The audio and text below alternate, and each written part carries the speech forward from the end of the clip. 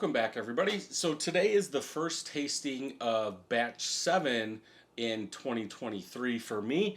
This is another Tree House New England IPA brew day.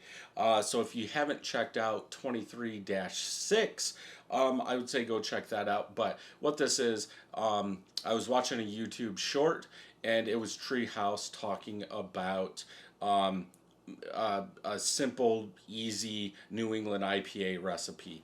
For me, this is a small batch, 1.25 gallons going into the fermenter, and they give you the percentages. I'm not going to go over them in this.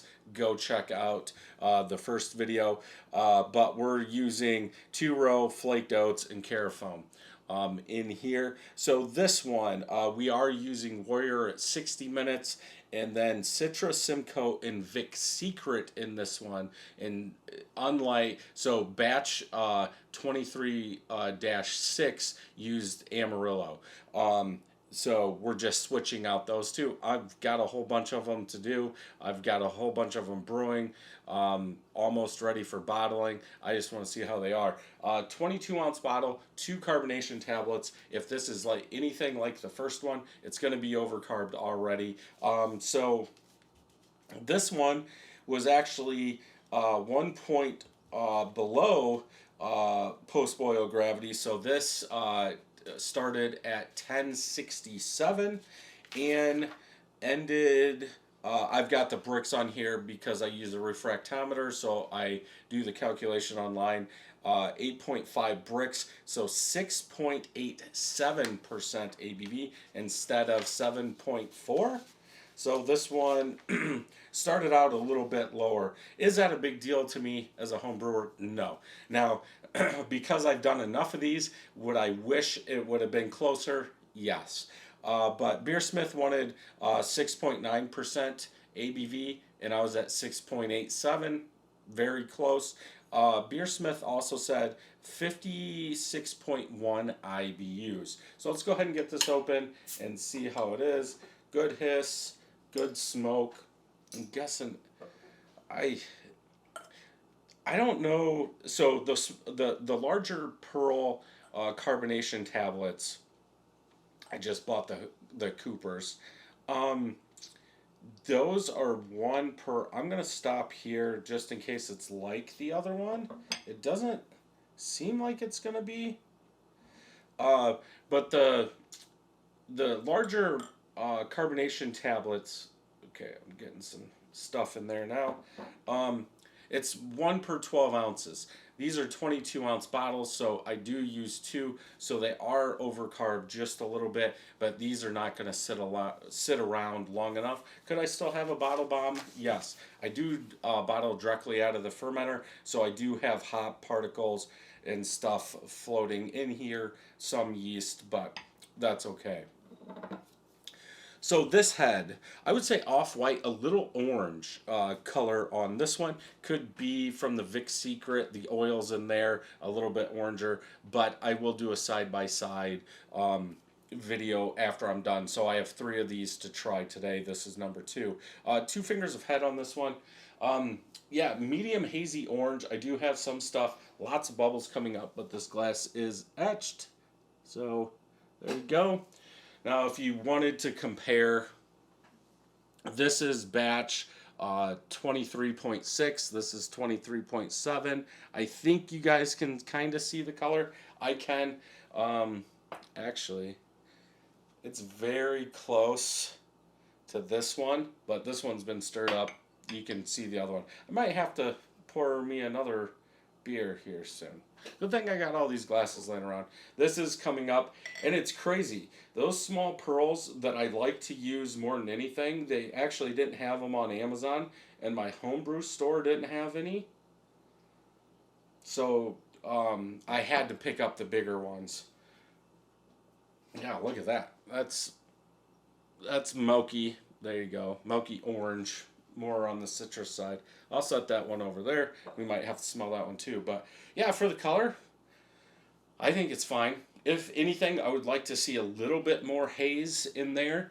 But overall, it looks good for a homebrew. Let's go ahead and smell.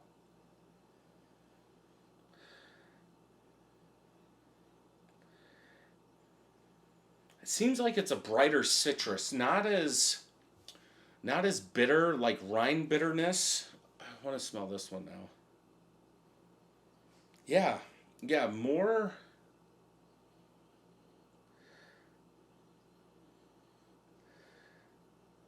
almost more candied orange. Man, and this is supposed to have more bitterness. Yeah, I kind of get it out of there. I think this smells better, I guess, if you're looking for a New England IPA. I don't like mine very sweet. This one is coming off with that sweeter orange, like I was saying. Orange mango. I think this one smells better than this. I'm going to drink this one, though.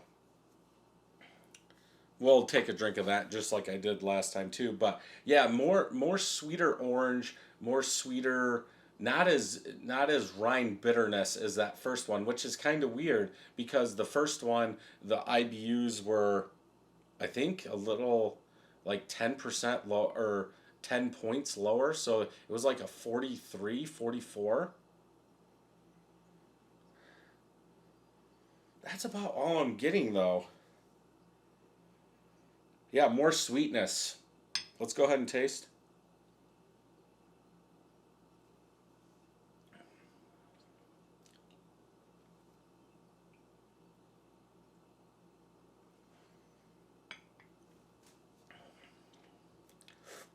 There's some bitterness. There's some orange.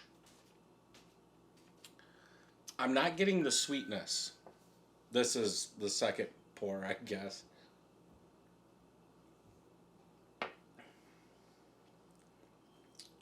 Eh, maybe a little bit more sweetness out of the middle part of the pour.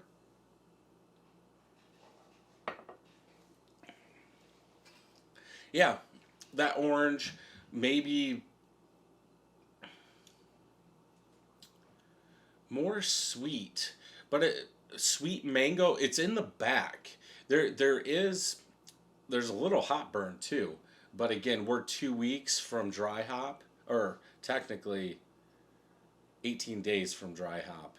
Um, but the aftertaste, I get like that combination of sweeter mango orange with a little bit of hot burn in there.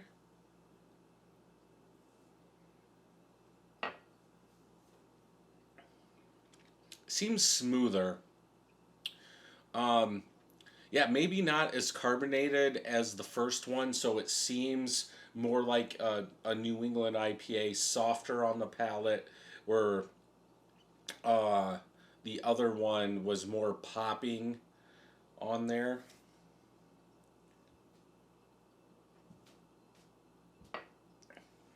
Maybe a little peach in there too. Yeah, more laid back, smoother. Body feels a little bit thicker, but from the ABV it should be.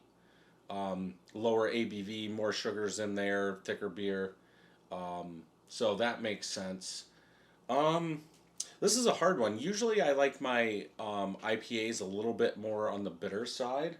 So I can't really say if I would pick this one over that one. I need to do them side by side. This isn't bad, but I'm almost wanting more bitterness.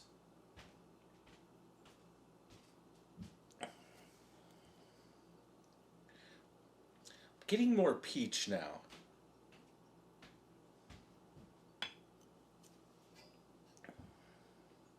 Yeah, yeah, it's the same now. I don't know if the smell's changed. Maybe it's just the glasses. This one still, the pint glass still smells a little sweeter, but overall, not a bad one. If you've made one of these, put a comment down below. Like I said, I've got more brewing. Um, and getting ready for more dry hops. I want to try a whole bunch of different hops, so that's what I'm going to do. So if you enjoyed this review, check out some more homebrew videos over here. Don't forget to hit that subscribe button and ring that bell. And until next time, cheers.